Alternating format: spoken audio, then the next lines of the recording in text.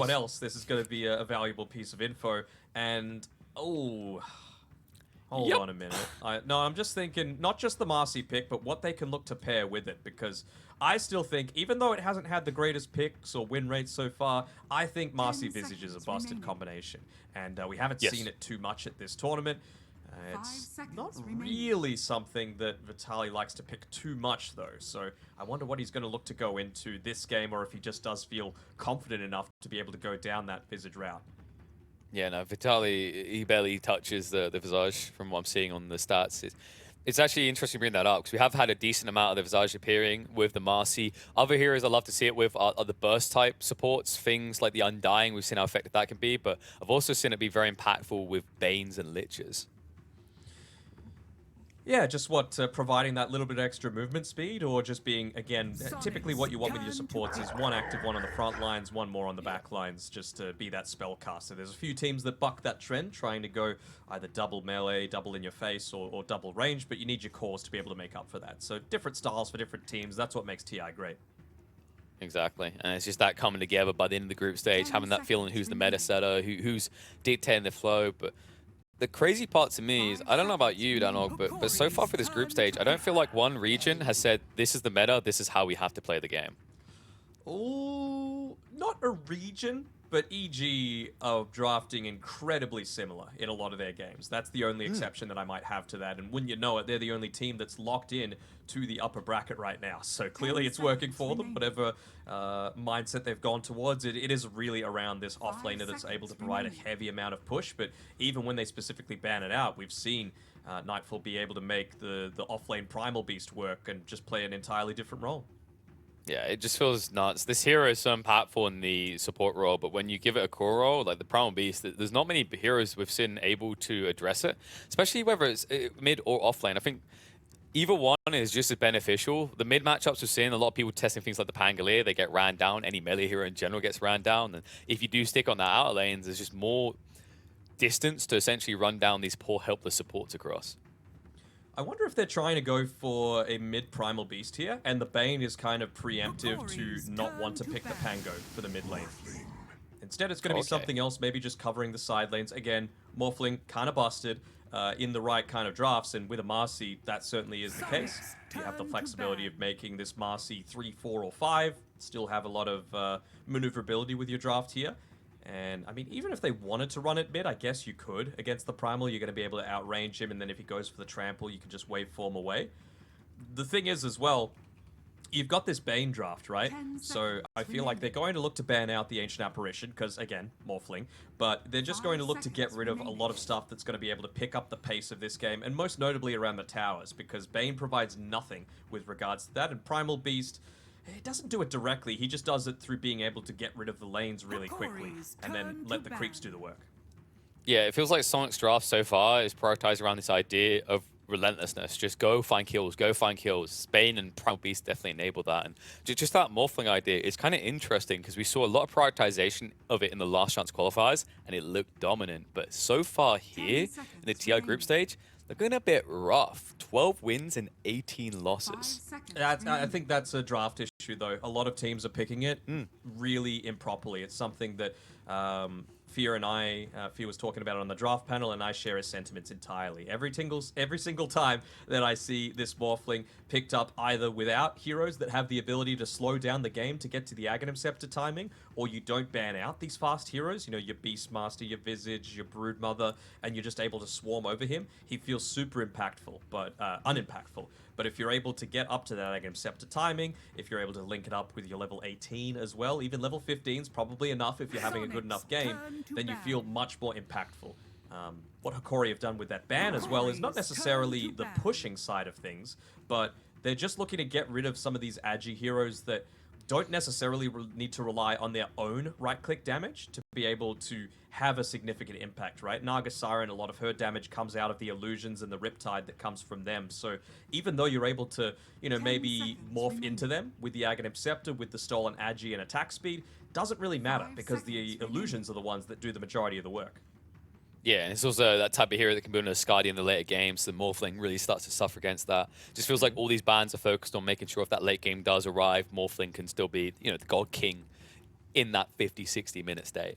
Kind of helping him out a little bit with the Brood ban, I would say, on Soniqs. Really, like, of course, it's something that Vitali can play. Actually, the Slark, huh? I mean, I know the Slark is decent against the Morphling, but I think Morph, once you get into the Ags, you love that because Slark almost entirely reliant on right-clicking. You get the double pounce as well as your waveforms to be able to just maneuver around these team fights. So a little surprising to me, to be honest, but again, must just be a comfort thing for Lumiere. Yeah, I think it's that thought that right now Soniqs are going towards this draft that wants to just play very fast, be in your face, and maybe the argument for Hokori is, will we even get to that timing? Will we feel strong with the Morphling before the map is closed and we've lost control? Yeah, I suppose, but I mean, I suppose Bane Slark is kind of a strong lane, but you can look to influence it in ways like, pulling the waves, make sure you get those first few early levels, and then you're not quite so concerned. So a few... Not enough fast stuff banned out, if you're, in my opinion. Actually, they're still looking at ban out from Hokori more of the... Soniqs are banning out more of the fast stuff for Hokori to potentially pick up and even just taking out the Visage. I know it's not really a Vitali hero that much, but Visage Marcy is just way too busted, so I understand it. Yeah, I'm looking forward to seeing what Hokori drafts to get this Morphling involved, because one thing that has to be stated is they are an incredibly aggressive team. Very high when it comes to the average kills and assists. In fact, the highest going into this event, and they usually pick carries that are able to participate at very early points. The only team I've been impressed with in the way that they fold the Morphling into their aggression so far has been Aster. So quite curious to see what the SA region can do with this. I think they might not necessarily have done it. I'm not sure I'm 100%, but I think Team Spirit have a really good understanding as well about how you need to play the Morphling, what you need to play it with, and when it's strong in a lot of these team fights, right? Because you need to pick, for the Morphling to be truly impactful, a lot of stuns to be able to set up for your stuff. You can't just afford to waveform in and then be looking around left and right like John Travolta, You need to make sure that you're actually able to instantly burst down a hero with your waveform, with the adaptive strike on top of whatever stuns that you've got. And that's why Hokori, these are both two lanes that can look to pair together with a Morphling, and they've also got two stuns now, with the hook shot and with the rebound coming in. This still could be Vitali playing the Marcy. It's not 100% confirmed yet.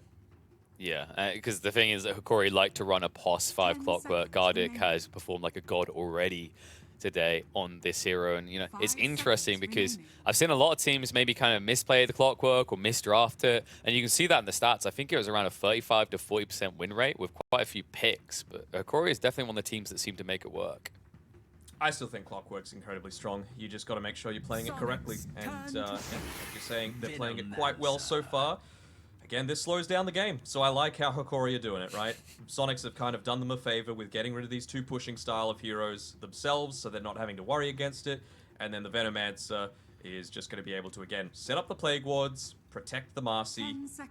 Bob's your uncle. Very, very easy. I wonder if they're going to look to go into something like the Legion Commander for Hokori. For Soniqs. It's something that they've run in the past before. It's a decent enough pairing with the Skywrath Mage, and you're able to convert on these pickoffs, but it allows you to scale, right? It's not just a pick for nothing, for a little bit of net worth, without the capability to get into the late game and contend against this Morphling. Yeah, I can see where the Legion Commander idea comes from, right? You definitely can't pick on Hokori because of the Bane, but with the Skywrath combo, the ability to blow up, my only fear is it's a small sample group. I think we saw it 5 games the last chance qualifiers, it lost every single one, and we've seen it 4 times so far, and it's also failed to get a single win. All right. I know Kezu's a Legion Commander believer. He made a whole video about it, praising the different aspects, and, well, really not. So what you're saying is the teams can blame Kezu. There you go. That's how it works. Guys, we lost because Kezu said it was a good pick. And, exactly.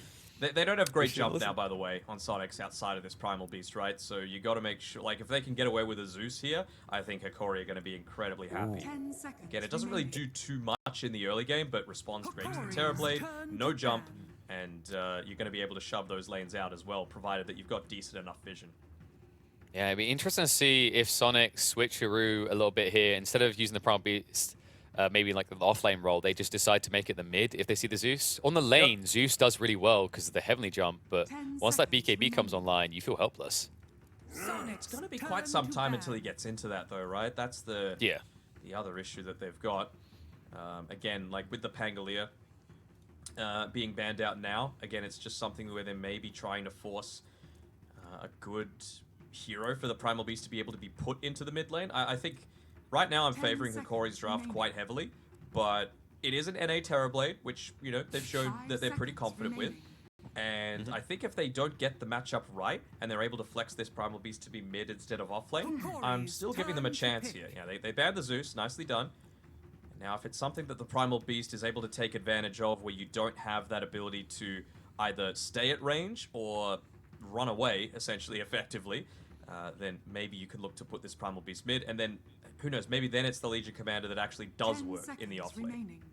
Yeah, I think Hokori needs something that can kind of survive on its own merit. Like, the idea of now these more squishy heroes that we've seen Storm Spirit not bad against Primal Beast, they kind of get stuck. I like this. Independent. So now it's very difficult for the Skywrath and Bane without good positioning to address the mid threat. Do you still LC? Beastmaster. No, okay. Stop it. I mean, it provides the similar thing, right? It provides you that quick lockdown that you're going to be able to use together with a Mystic Flare, and they're still going to run the Primal Beast mid. Okay, yeah, I don't hate it.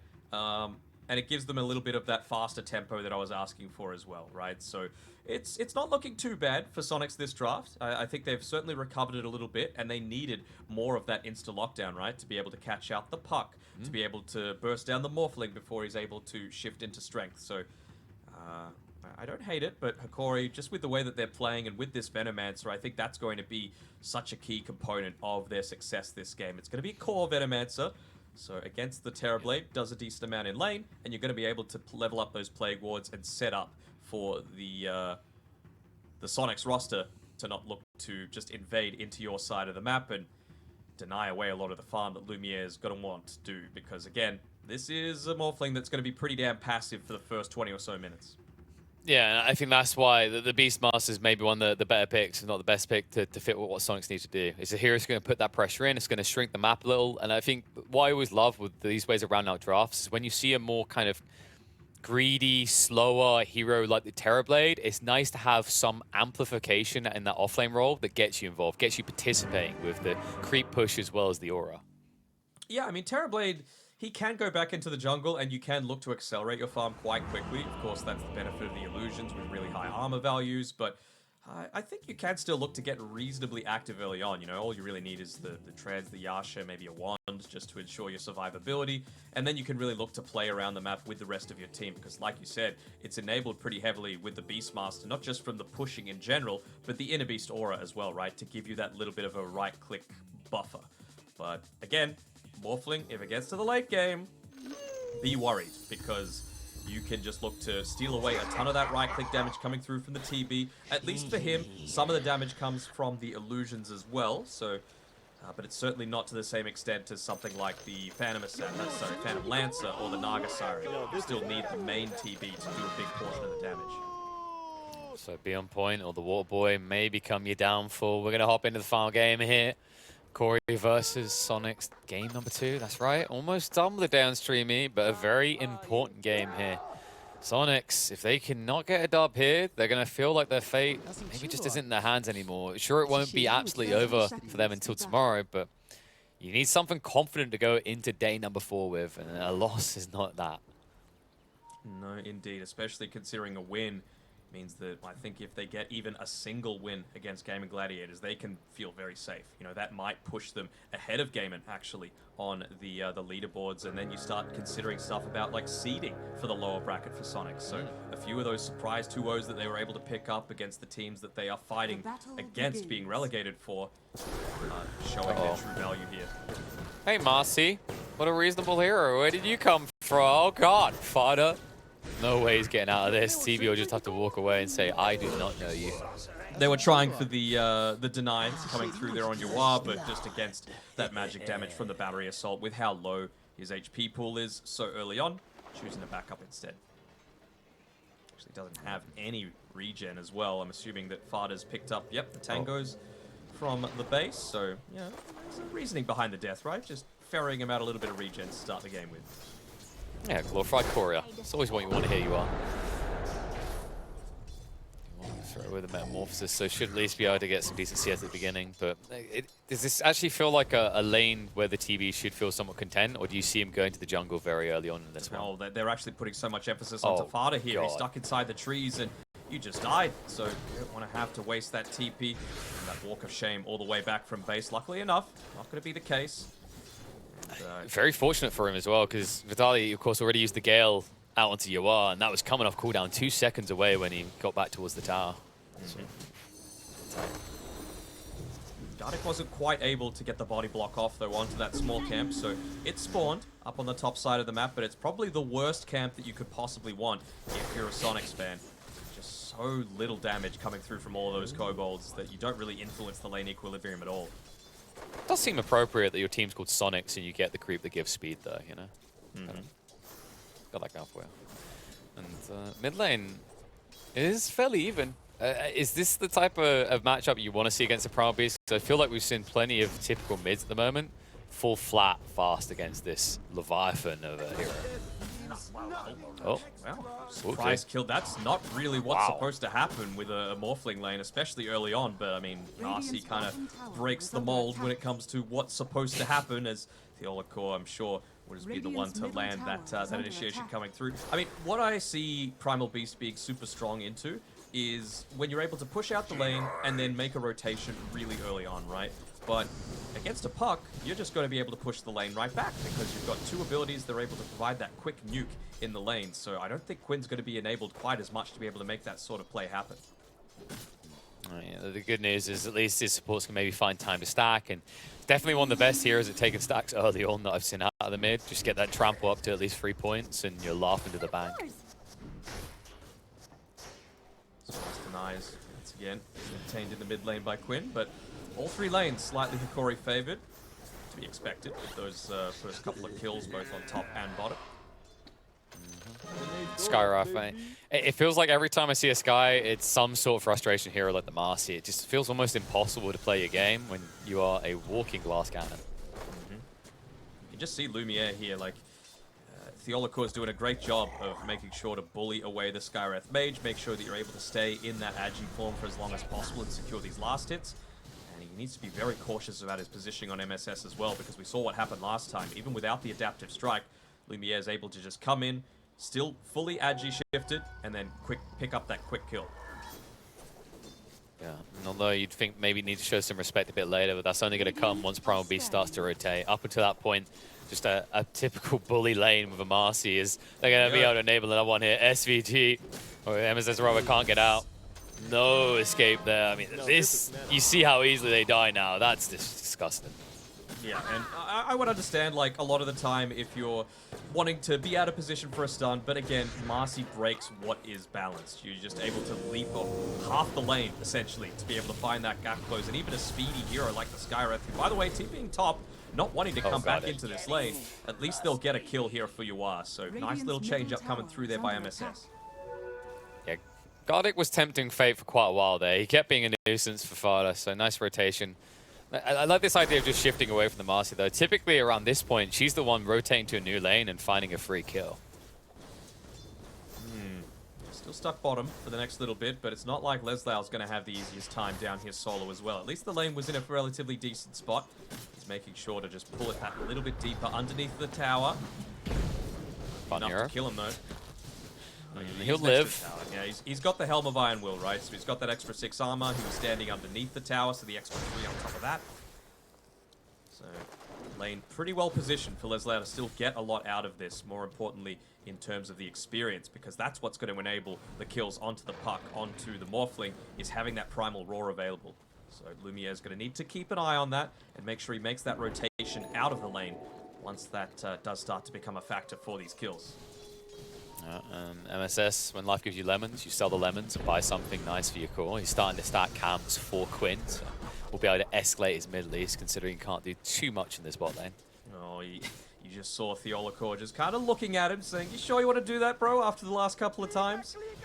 And even the boar providing that little bit of information. Got to make sure that you're not giving up those boars for free as well. They give a surprising amount of experience over if you're able to take them down, but right now, Hokori, they're just farming kills, not necessarily creeps.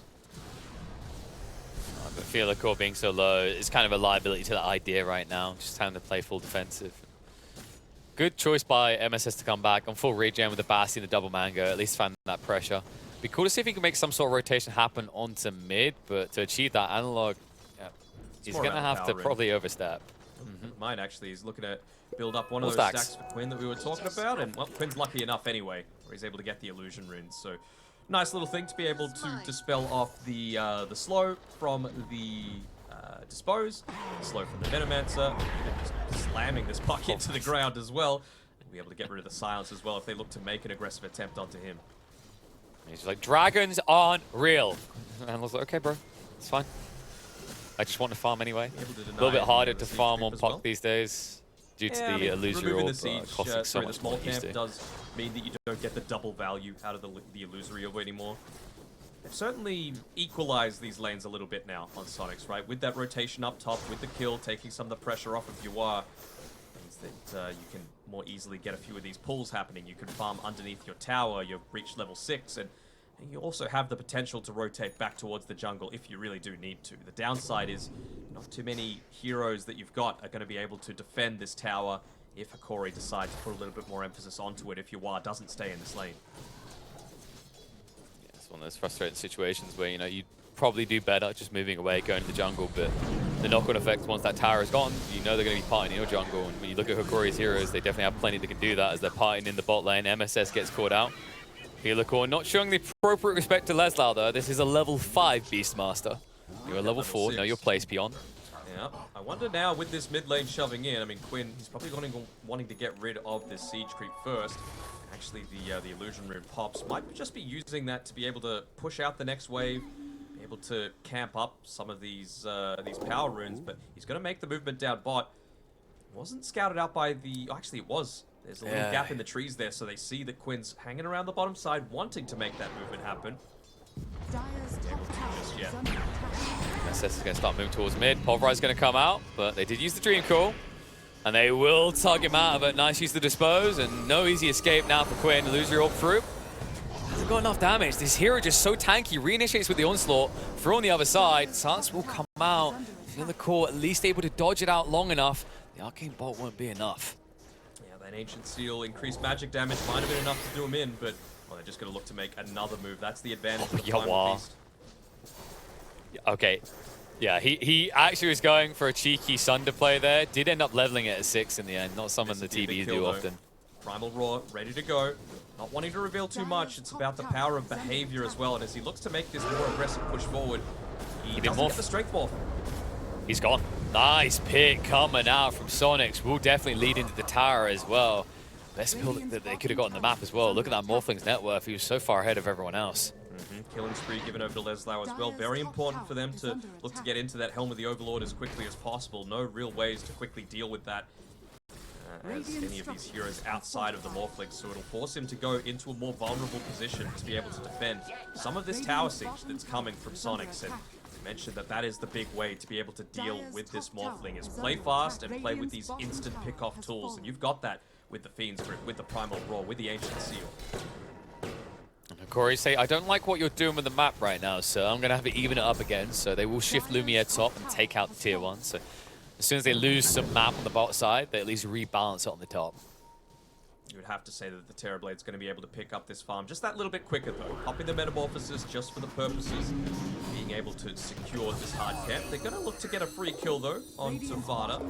He's looking to get some deep wards up, potentially scout out some movements. Yeah. Pulverize.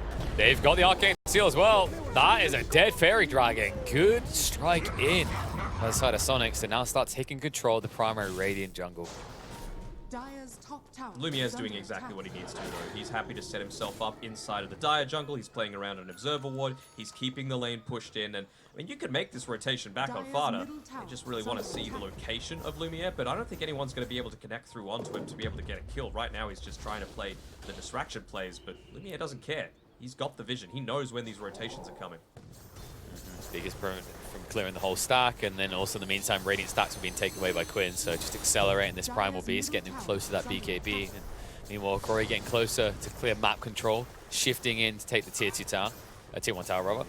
With Vidley in the mid lane, nobody wants to walk forward and deal with this lad. Yeah. Quinn would have loved to be able to pick up that haste rune, but instead, Puck grabbing it would have enabled the Primal Beast damage heavily. They've got the Tome of Knowledge. Yeah, they've got a bunch of items actually coming out from MSS that'll enable his survivability. Just the Tome to level up, the full magic wand as well. Doesn't get the deny off, but at least he'll get that capability to have this burst damage now, and I would imagine he's going to look to start playing even more with Leslau. Primal Roar at the ready.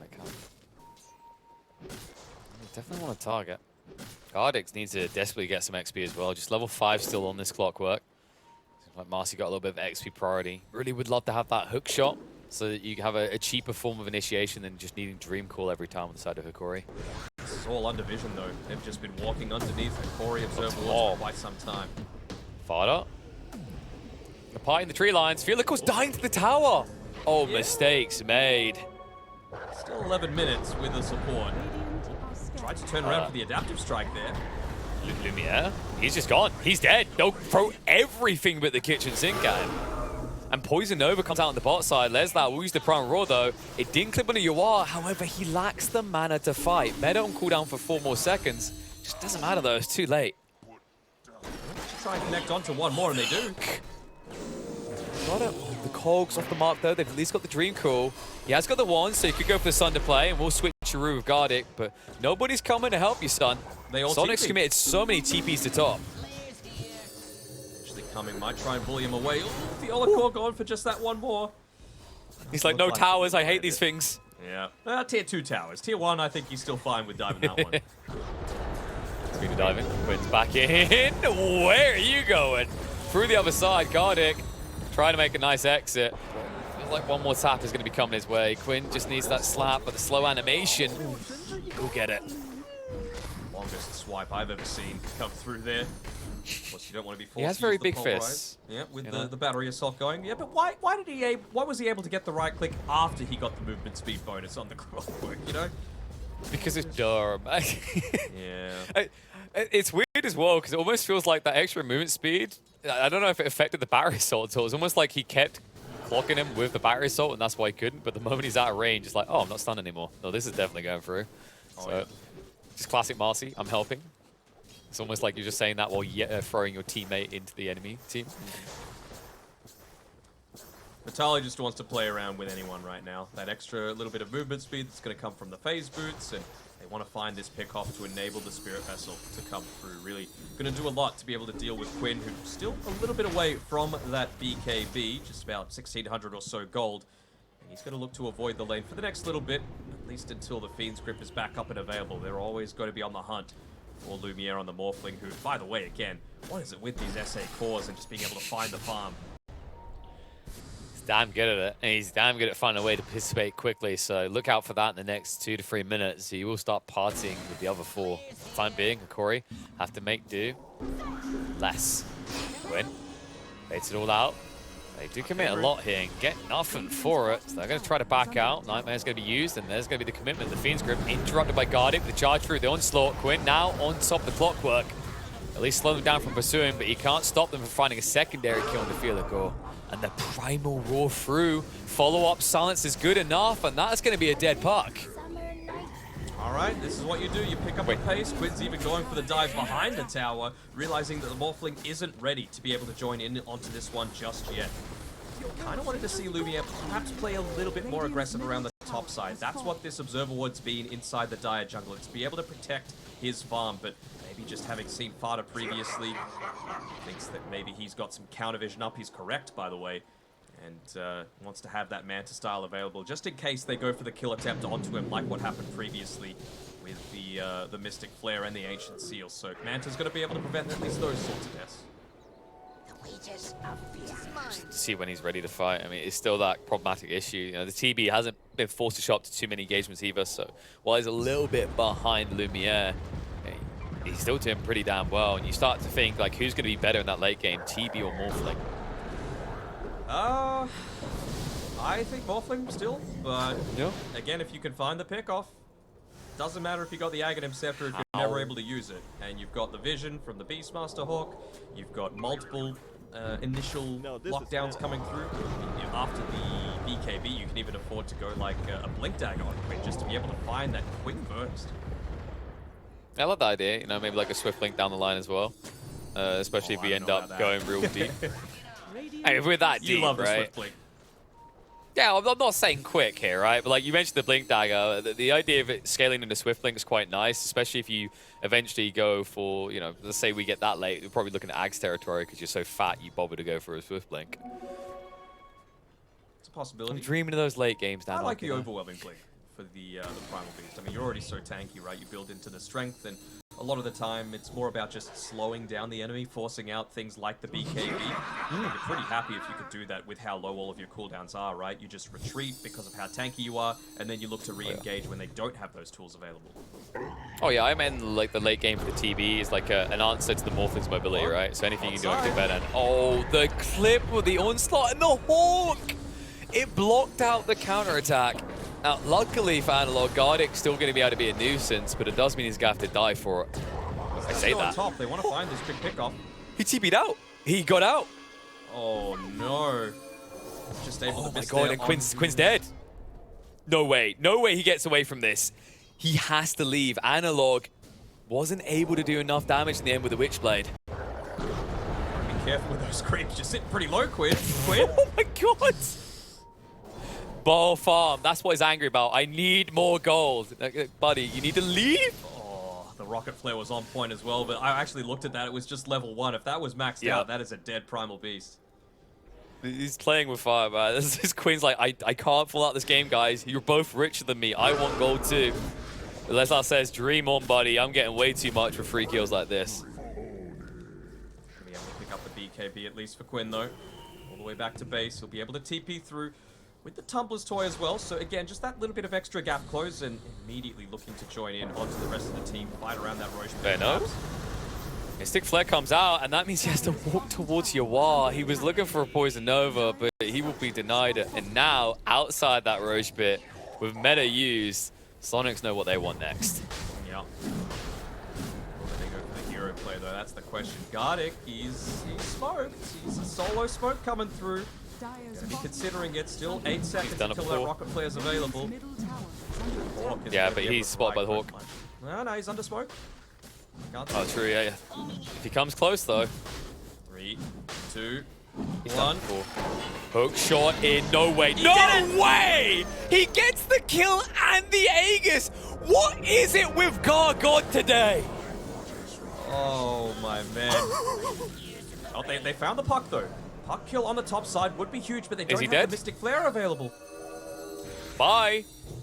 Thanks for the Aegis and also the dodge of death here. Analog walks the other way. Calm and cool. He'll get out eventually. It's going to be a long trek, though, because he doesn't have a TP. I'll tell you what that is. That's Gardick coming through there, being able to make the big plays happen, and all the SA fans be losing their mind.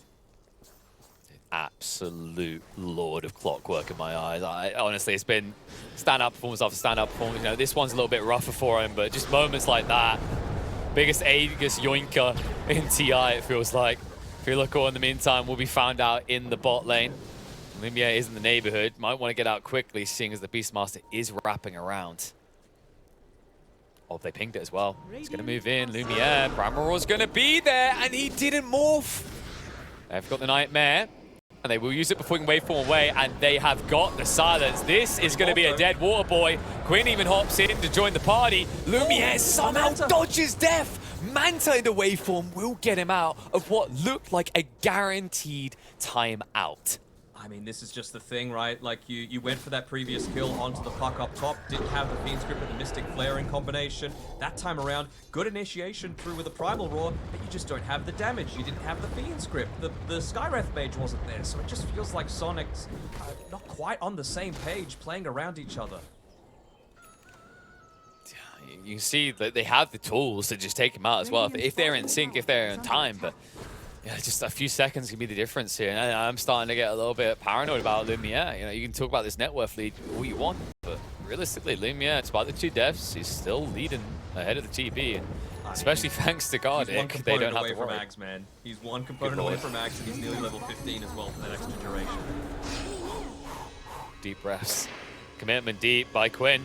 Snaps the dream call. Has got the BKB still, and nice timing on the Ancient Seal. No chance for the hook shot. Yeah, Tumblr's toys away as well, making sure he's back to safety.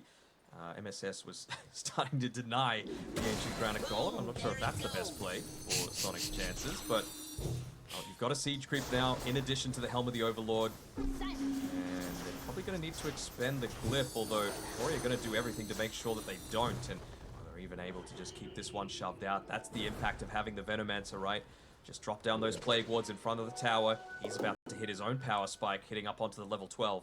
Dire's top tower is under attack. And so much free play around top as well. Like the priority on vision in this Dire jungle. They just know when Sonics are committing as 5, and that's what makes it even more difficult. There's no dangled fruit from Hokori for Sonics to try and munch at the bot. So they will keep that tower alive, and Granite Golem is limping around at this stage, so it might be difficult for them to even try and recommit. There we go.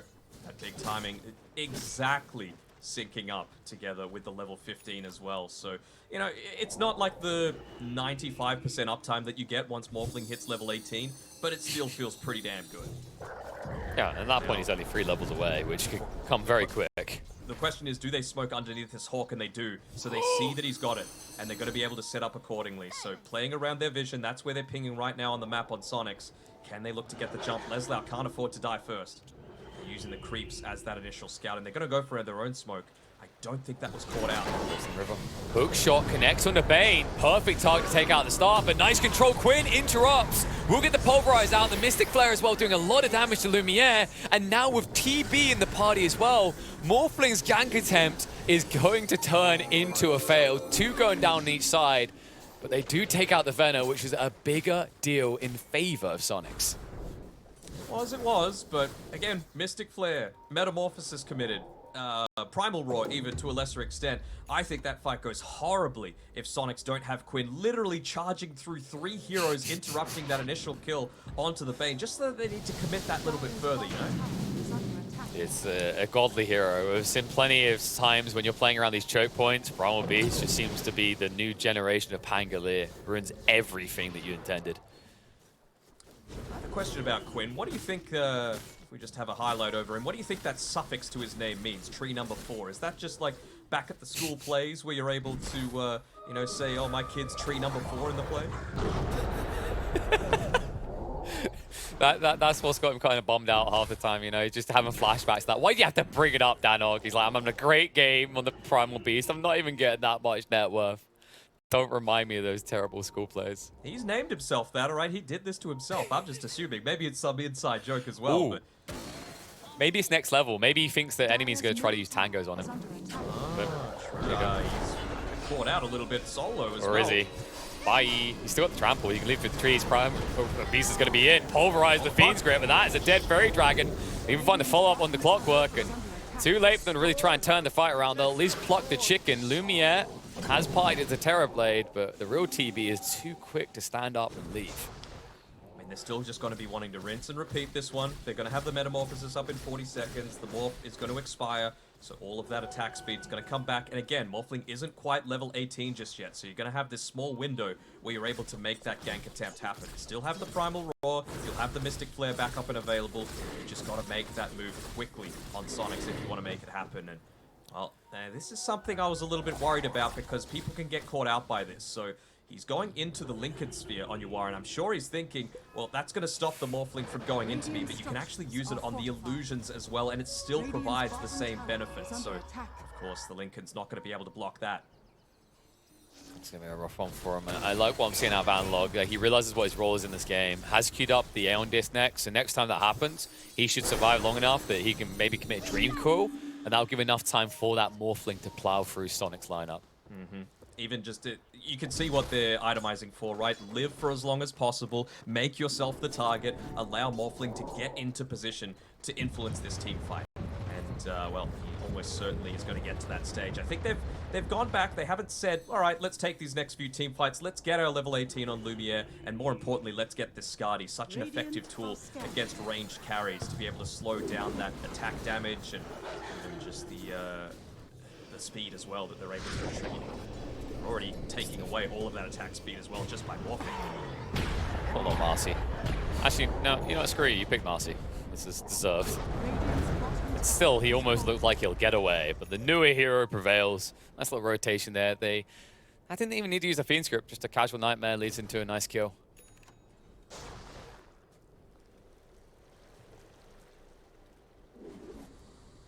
One thing for Soniqs, I mean, they've got the net worth lead.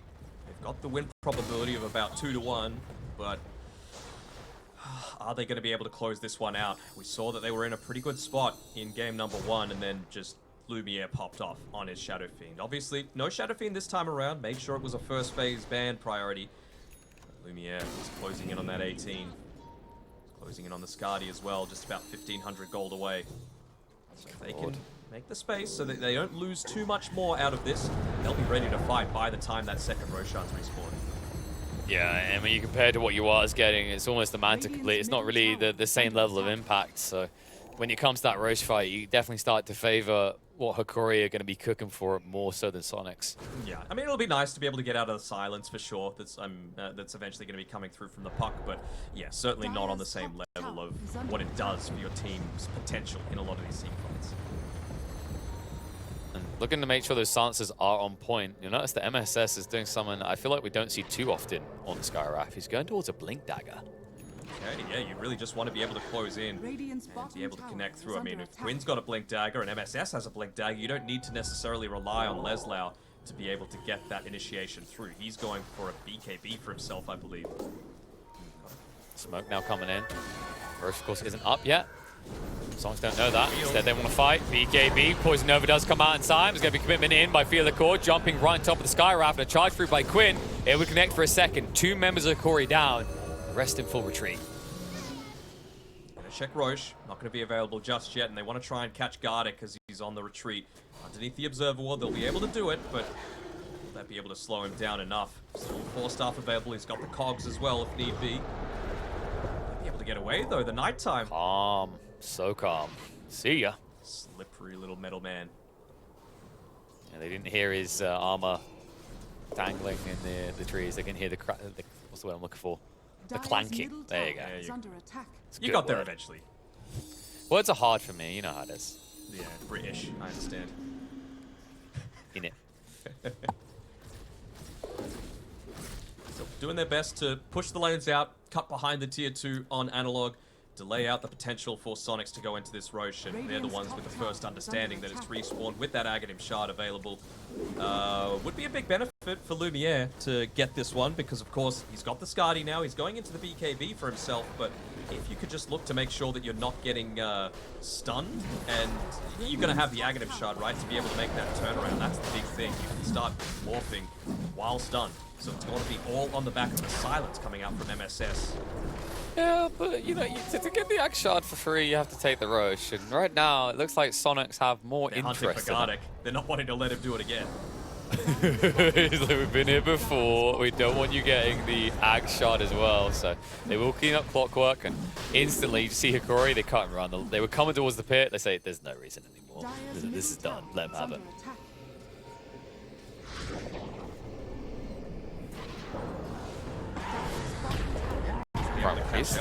Oh, okay. We'll hunt for a second, because I was just wondering, like, maybe just give the Ag Shard across to the Primal Beast, but no. TB says that belongs to me now.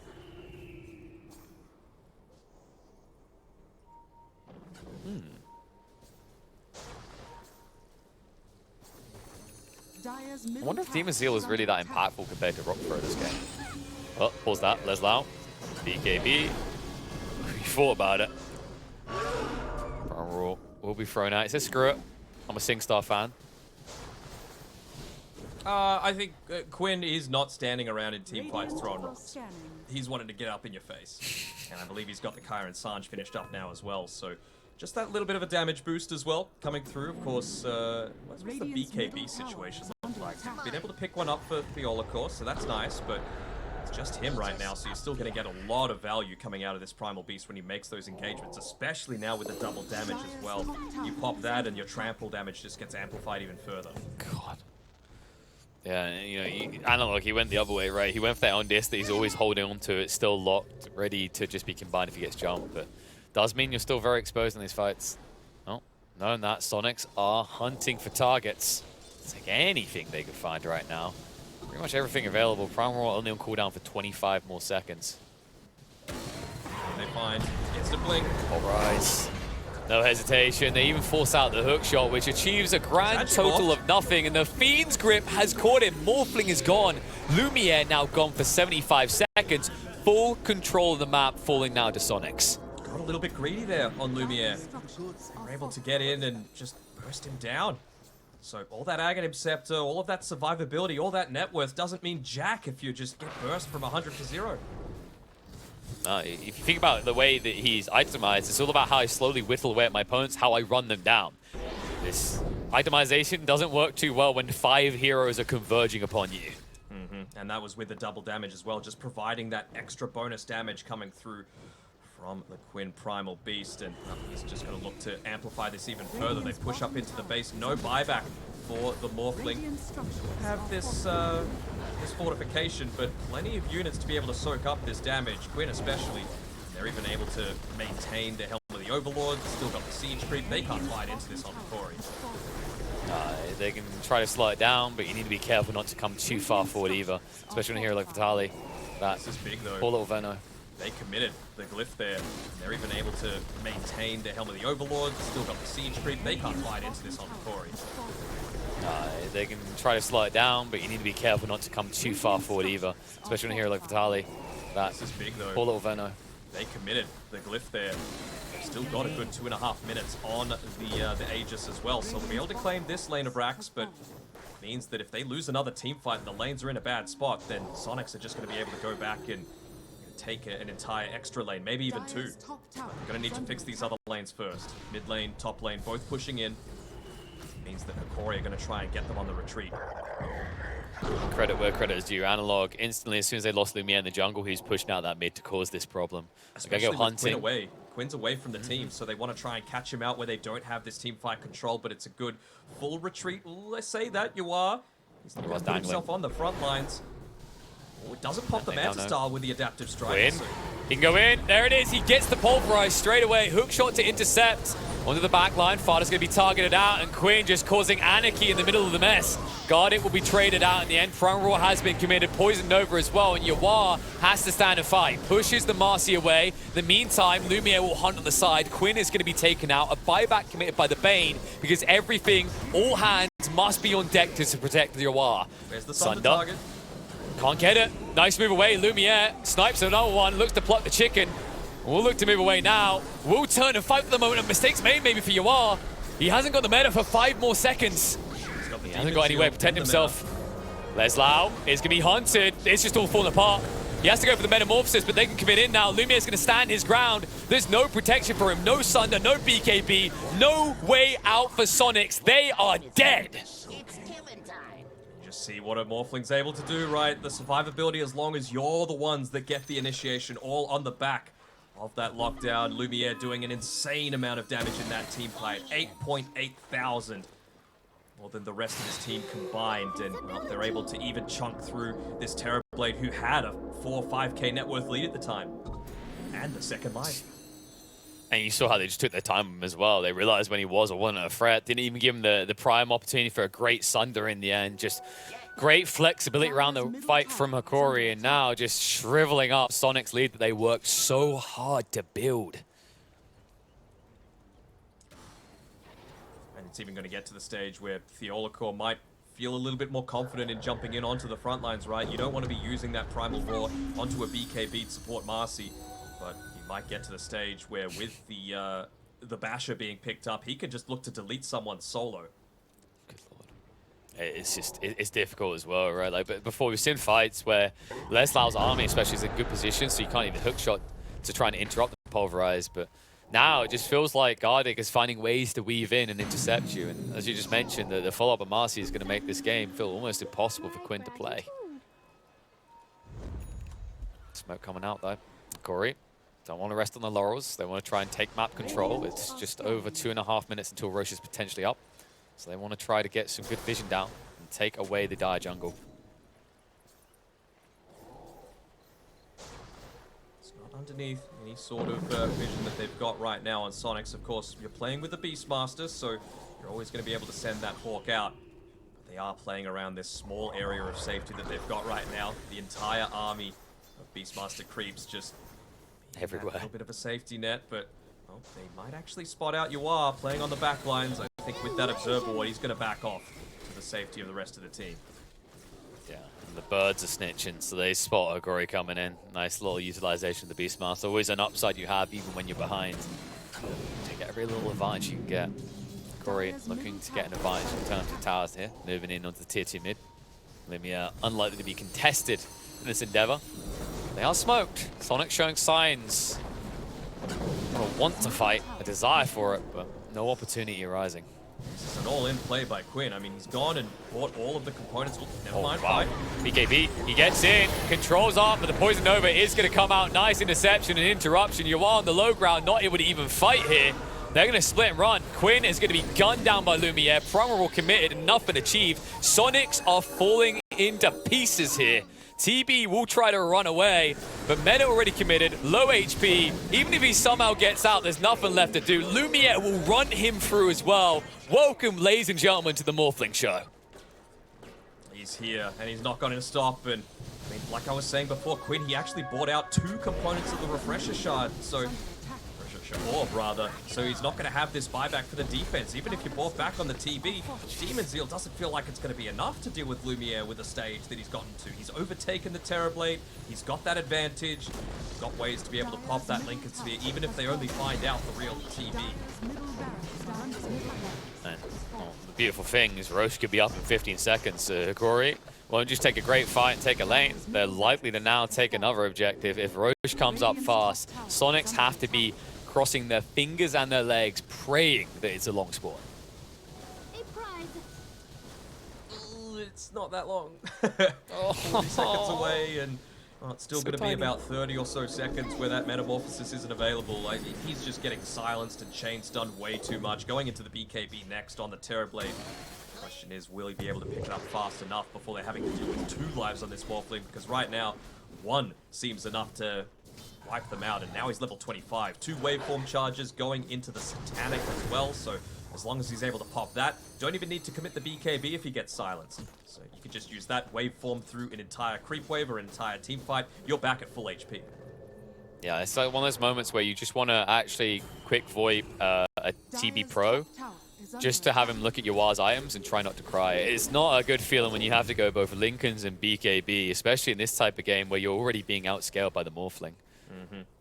Man, there's also the other aspect of you're playing with a freaking Marcy, so he's just going to sidekick Lumiere as well when he goes for these waveforms through people. Remember, it attacks all targets, and he's got 2 of them. So people will probably just die in 2 waveforms. Honestly, I would say 3 of Sonic's roster is going to die instantly if that happens.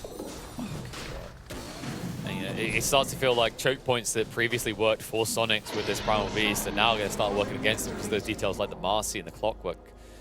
There we go. Aegis is going to be picked up, and a delicious axe now for Fatali.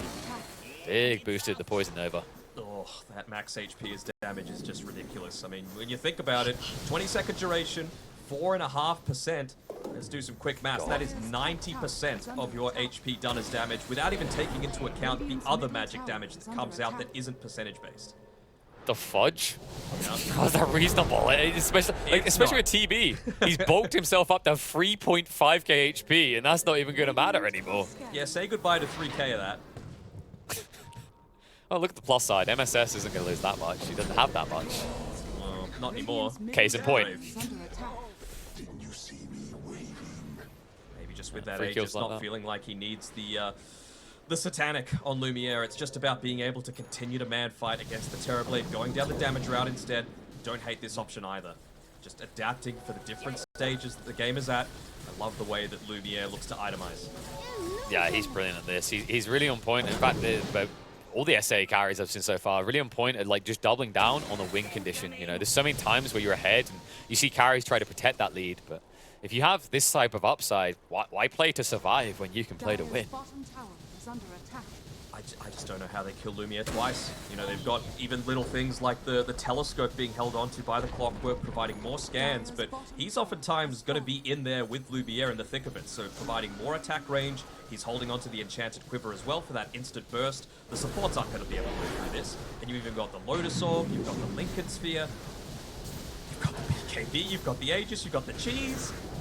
How is this man going to die? It's going to need some picture-perfect coordination coming through from Soniqs to be able to make this one happen. It might even be to the extent that you need to kill everyone else before you even consider Lumiere.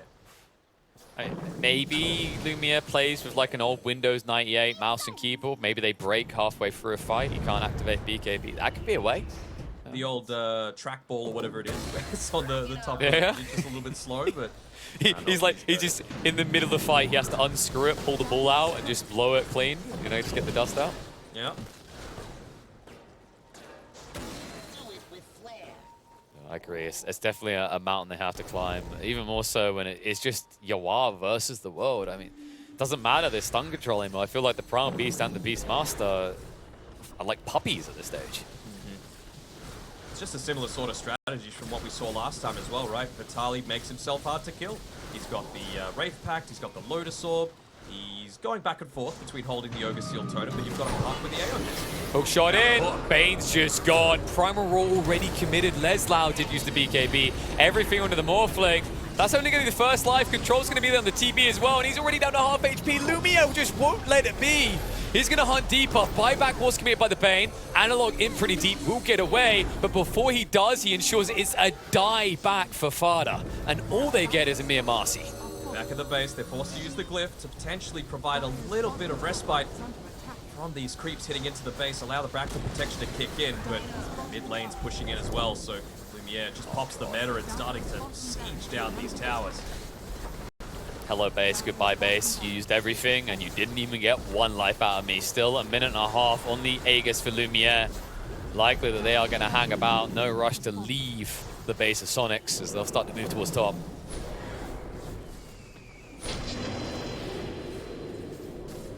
Slow him down a bit, but still hesitation to go in. Waveform is going to dodge out Quinn, and he can't get in range for Pulverize. He has to run, but he's not quick enough. Hokori will snipe him out with the Dagon. Follow-up hookshot comes into the Skywrath. Another one dead, and Soniqs are out of firepower to gun into Hokori. The SA Devils continue to go deep. They're in the fountain. They won't stop. He gets it all. What a well-deserved win. Hokori, another 2-0 that they're able to claim. The surprise packet coming through from this TI, moving themselves to 9 wins and 7 losses. A positive kill score, a positive game score. Everything about this team is positive except for the overall kill score. You know, 27-32. You would think that Soniqs had this one, but these heroes, this Morphling, this Shadow Fiend, these heroes with the variability of when you're able to pick them up and not respond to them effectively enough. They did almost everything right in the early game on Soniqs. They had the, what was that, 90% win